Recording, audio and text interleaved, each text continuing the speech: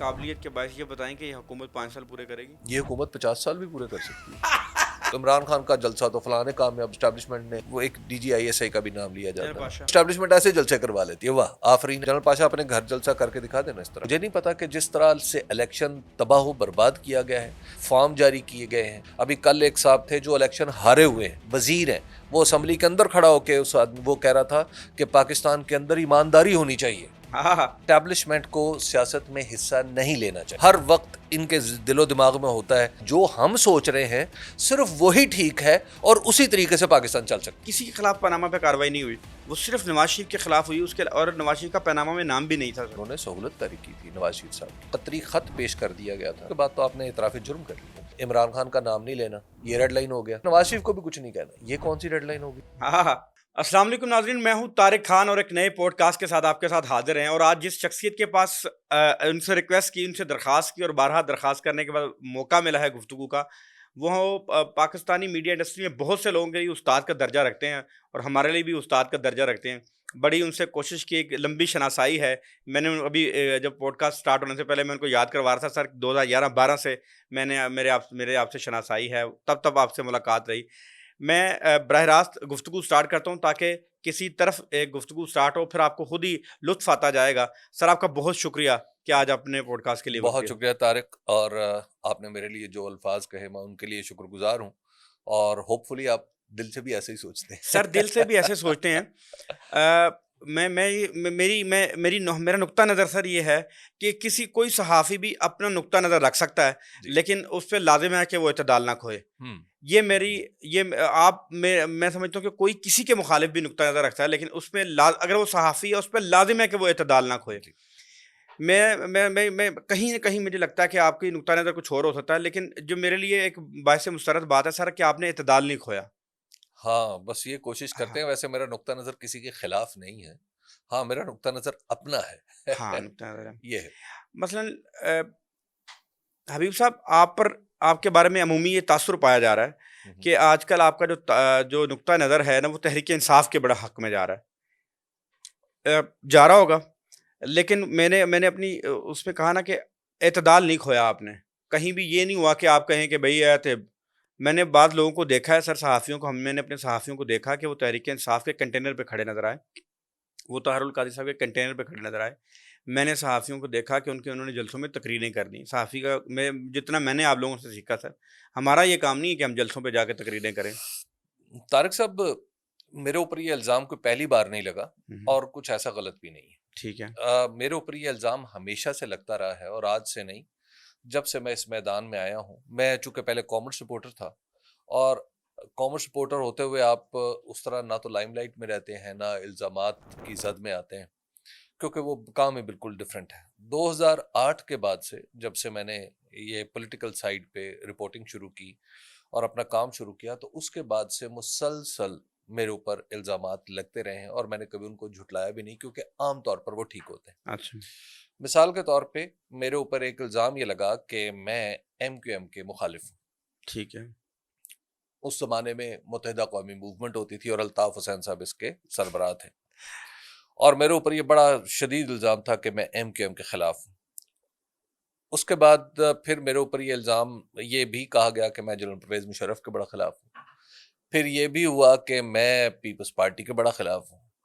پھر یہ بھی کہا گیا کہ مسلم لیگ نون کے بڑا حق میں ہوں. پھر یہ بھی کہا گیا کہ پیپلز پارٹی کے بڑا خلاف, PTI کے بڑا خلاف ہوں. اور پھر یہ بھی کہا جاتا ہے کہ PTI کے بڑا ساتھ ہوں. دیکھیے میری ایک رائے ہے, اور اس رائے کے اظہار میں جو کچھ مجھے سمجھ میں آتا ہے میں اس کو کہنا اپنا فرض سمجھتا ہوں. جب MQM غلطی کرے گی, MQM کے اوپر ایسے الزام لگیں گے, MQM کے ساتھ ایسے لوگ وابستہ نظر آئیں گے جو جرائم پیشہ ذہنیت کے ہوں یا جرائم پیشہ پس منظر کے حامل ہوں, اور یا ان کے اوپر مسلسل الزامات لگ رہے ہوں, اور وہ ان الزامات کی صفائی دینے کی بجائے آگے سے اکھڑ جاتے ہوں, تو یس پھر MQM کے خلاف بھی بات ہوگی.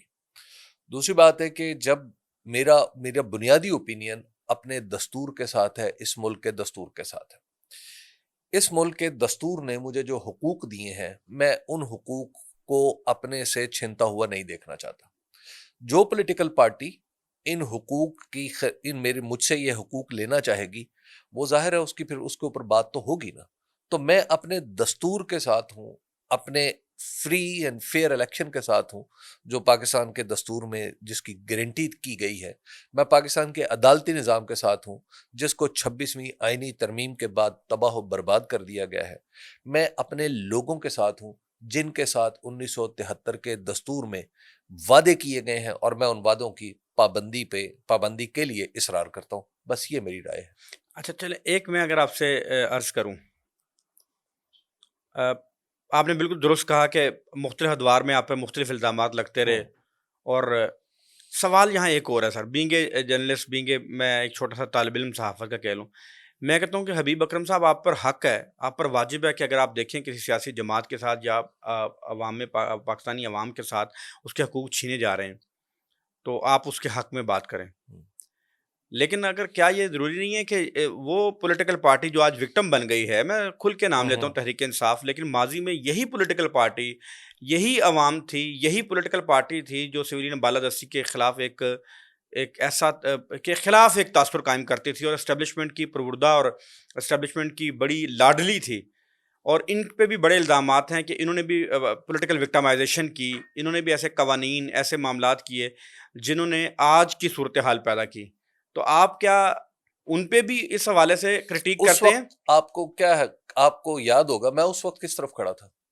مجھے اچھی طرح میں یاد ہے اس وقت دوسری طرف کھڑا تھا. بالکل آپ کھڑے تھے، مجھے اچھی جی طرح یاد ہے کہ آپ دوسری طرف دیکھیے، کھڑے تھے. بات یہ نہیں اور ہے. مجھے وہ سپریم کورٹ کا وہ رستہ بھی جی یاد ہے کہ سر ہم پاناما کی ہیئرنگ سن رہے جی ہوتے تھے، جی جی اور فواد چودھری صاحب، مجھے اچھی طرح یاد ہے کہ ہم ایک دفعہ پاناما کی ہیئرنگ سن کے حبیب اکرم صاحب، آپ اور علی حیدر صاحب، اور آپ سیڑھیوں پہ جی بیٹھے ویٹ کر رہے تھے کہ بالکل دوبارہ، تو جی پی ٹی والے آپ کو چھیڑتے تھے راستے جی. میں آتے ہوئے. تو مجھے اس وقت کیا ہوتا تھا، دیکھیے میری رائے اپنے دستور کے ساتھ ہے، اور جب کسی کے ساتھ زیادتی ہوگی تو میں تو اس کے اوپر آواز اٹھانا اپنا ذمہ سمجھتا ہوں.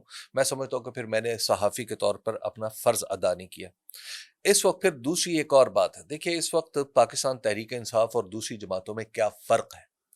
ایک تو یہ ہے کہ جب پاکستان تحریک انصاف اس وقت کوئی دستور کے خلاف بات کرے تو تب اس پہ بات ہوگی نا، تب اس پہ تنقید ہوگی.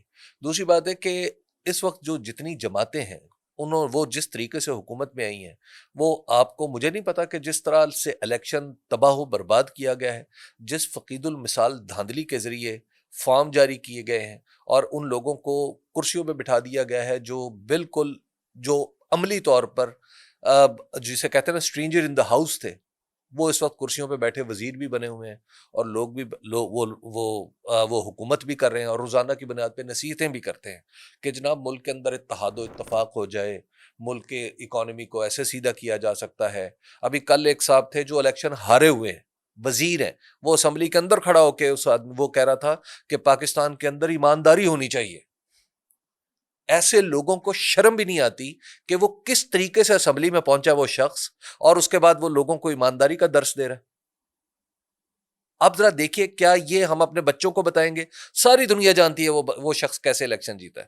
اور اس کے بعد یہ کیا اس سوسائٹی میں جو ہمارے بچے ہیں، میں عمر کے جس حصے میں ہوں، جو پاکستان کے جو بیشتر نوجوان ہیں تو میرے بچوں کی طرح، ان نوجوانوں کو، ان بچوں کو ہم یہ سبق دے رہے ہیں کہ ایک جھوٹا الیکشن ہارا ہوا شخص اسمبلی میں کھڑا ہو کے کہہ رہا ہے کہ جناب آؤ سچ بولتے ہیں، پاکستان کے اندر جو ہے نا یہ سچائی آ جائے، ایمانداری آ جائے تو پاکستان کی معاشی ترقی شروع ہو جائے گی. مطلب واٹ از دس؟ طارق صاحب یہ دیکھ کے، میں صحافی ہوں، مجھے اپنے جذبات پہ کنٹرول رکھنا چاہیے، لیکن یار میں پاکستانی بھی ہوں. اس ملک کی مٹی میں میرا باپ بھی دفن ہے، میرا دادا بھی دفن ہے، میری اولاد بھی دفن ہے. میں نے اسی ملک کی مٹی میں جانا ہے، میں نے یہاں سے دوڑنا بھی نہیں ہے، میں نے بھاگنا بھی نہیں ہے. یہ میرا ملک ہے، اور میرے ملک میں ایک آدمی کھڑا ہو کے یہ کہے، جو الیکشن ہارا ہوا ہو، جس کو عوام نے ووٹ نہ دی ہو، وہ خود کو عوام کا نمائندہ بھی کہے اور اس کے بعد سچ بولنے کی اور ایمانداری کی تلقین کرے، تو مجھے شرمندگی ہوتی ہے. پھر مجھے پتہ ہے یہ میرے ملک کا نمائندہ نہیں ہے، تو پھر وہ وہ کیا اقبال کا شعر ہے کہ گفتار کے اسلوب پہ قابو نہیں رہتا جب روح کے اندر متلاطم ہو خیالات. تو میں معذرت چاہتا ہوں اس بات پہ کہ تھوڑا سا میرا لہجہ سخت ہو گیا ہے، لیکن بہرحال میں بطور پاکستانی اتنا تو استحقاق رکھتا ہوں کہ رو لوں.